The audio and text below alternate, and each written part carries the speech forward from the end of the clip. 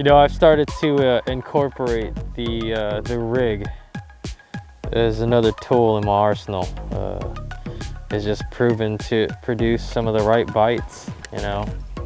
One of the things that I really like about it, especially the rigs I've been throwing from Hog Farmer, is that there's a lot of movement of water that those bigger fish can kind of sense and hone in on. It's particularly effective for me during the colder months. And unfortunately, man, they don't always want to eat a big bait. But the Alabama rig gives them another look.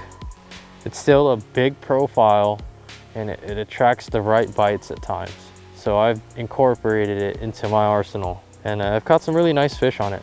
Fish of all three species. So, you know, some guys have an opposition to fishing it for whatever reason.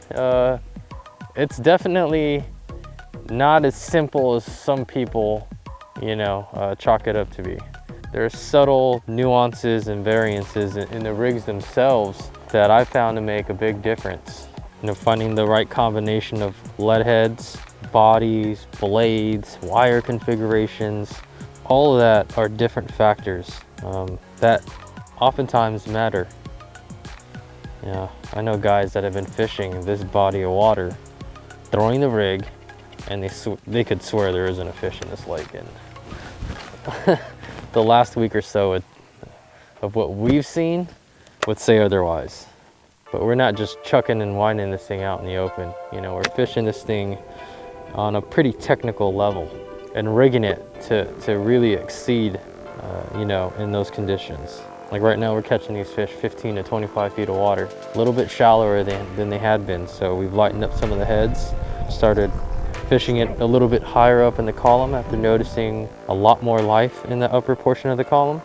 Been pretty successful at it. Catching some nice spots, a couple big largemouth mixed in. You can't dispute the effectiveness of the rig. You know, I made a long cast across this big submerged point on this flat, and I'm having technical malfunctions. Let the rig sink down 25 feet. Started my slow roll presentation with this beautiful, beautiful Hog Farmer rig. And boom, that is the end result. As you can see, she firmly has that spark shad in her throat.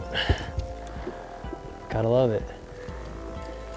A little bit of a gamble to get out here in the last hour of daylight, but that girl right there was worth it. Yeah, it's a beautiful fish.